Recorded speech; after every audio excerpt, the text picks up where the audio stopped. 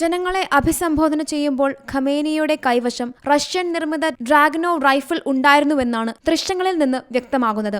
Iran സൈന്യത്തിന്റെയും രാജ്യത്തിന്റെ ജനങ്ങളുടെയും മനോവീര്യം വർദ്ധിപ്പിക്കുക എന്ന ലക്ഷ്യത്തോടെയാണ് 1979 ഇസ്ലാമിക് വിപ്ലവത്തിൽ നിർണായക പങ്കുവഹിച്ച ചരിത്രപ്രസിദ്ധമായ ഇമാം ഖൊമേനി മസ്ജിദ് തന്റെ അപൂർവ പ്രഭാഷണത്തിനായി ഖമേനി തെരഞ്ഞെടുത്തത്. ഇസ്രായേൽ ആക്രമണത്തിന് മുന്നിൽ ഇറാൻ മുട്ടുമടക്കില്ലെന്ന് വ്യക്തമാക്കിയ ഖമേനി അചഞ്ചലമായ വിശ്വാസം ശക്തിപ്പെടുത്തിക്കൊണ്ട് ശത്രുവിനെതിരെ നിലകൊള്ളണമെന്ന് ഇറാനിലെ ജനങ്ങളോട് ആവശ്യപ്പെടുകയും ചെയ്തു. ഇസ്രായേലിനെതിരെ ഇറാൻ അടുത്തിടെ നടത്തിയ മിസൈൽ ആക്രമണത്തെക്കുറിച്ചും ഖമേനിയുടെ പ്രസംഗത്തിൽ പരാമർശമുണ്ടായി. ഇസ്രായേൽ ഭരണകൂടത്തിന്റെ കുറ്റകൃത്യങ്ങൾക്ക് ഇറാൻ സായുധ സേന നൽകിയ ഏറ്റവും കുറഞ്ഞ ശിക്ഷയാണ് ഇതെന്നായിരുന്നു ഖമേനിയുടെ വാക്കുകൾ.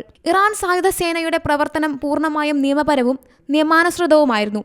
ഇസ്രായേലിനെ ആക്രമിക്കാനുള്ള നേതൃത്വത്തിന്റെ തീരുമാനത്തെ സാധാരണ ജനങ്ങൾ പിന്തുണച്ചുവെന്നും അതിന് തെളിവാണ് ചടങ്ങിൽ പങ്കെടുത്ത വൻ ജനക്കൂട്ടമെന്നും ഖമേനി കൂട്ടിച്ചേർത്തു. International desk, Zee Malayalam news.